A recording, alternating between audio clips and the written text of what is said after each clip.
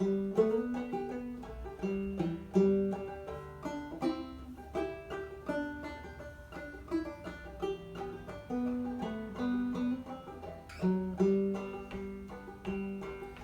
Charlottie lived on a mountainside in a wild and lonely spot.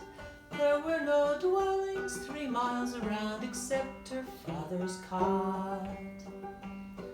On many a winter's stormy night, young swains would gather there, for her father kept a social board and she was very fair. On New Year's Eve, as the sun went down, for to cast a wishful eye, out from the frosty window pane, the merry sleigh dashed by.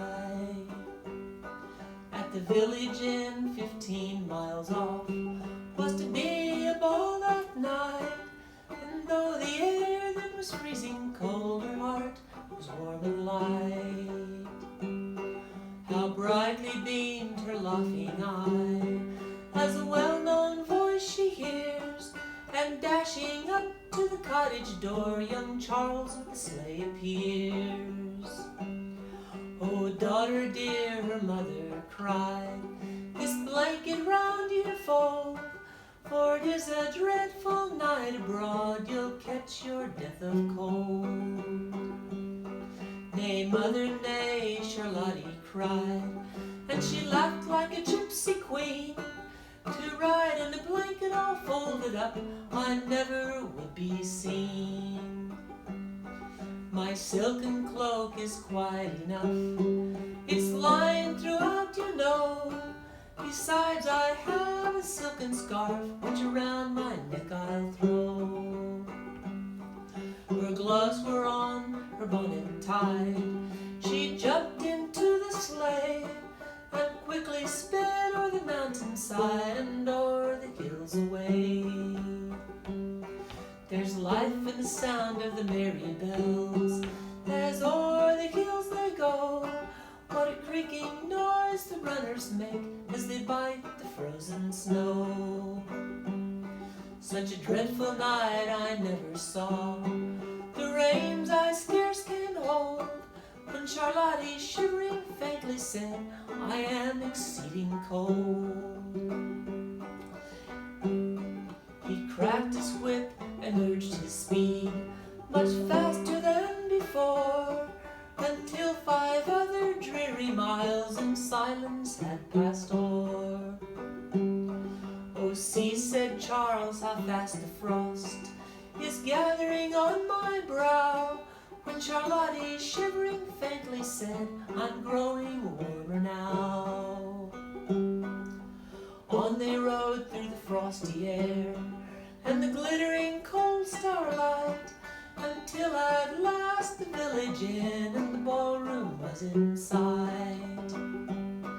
They reached the inn and Charles jumped out and held his arms to her. "Why sit you like a monument without the power to stir?" He called her once, he called her twice, she answered not a word. He called her by her name again, but still she never stirred. He took her hand in his, oh God, 'twas cold and hard as stone. He tore the mantle from her face, and the cold stars o'er her shone. He threw his arms around her neck, and he kissed her marble brow. His thoughts flew back to where she said, "I'm growing warmer now." And then into the lighted hall her lifeless form he bore, for Charlottie was a frozen corpse, and words spoke nevermore. He sat himself down by her side, and bitter tears did flow. He said, "My own, my intended bride, you never more shall know." He bore her out into the sleigh, and with her he drove home. And when he reached the cottage door, oh, how her parents mourned. They mourned the loss of their daughter dear, and Charles mourned o'er their gloom, until at last his heart did break, and they slumbered in one tomb.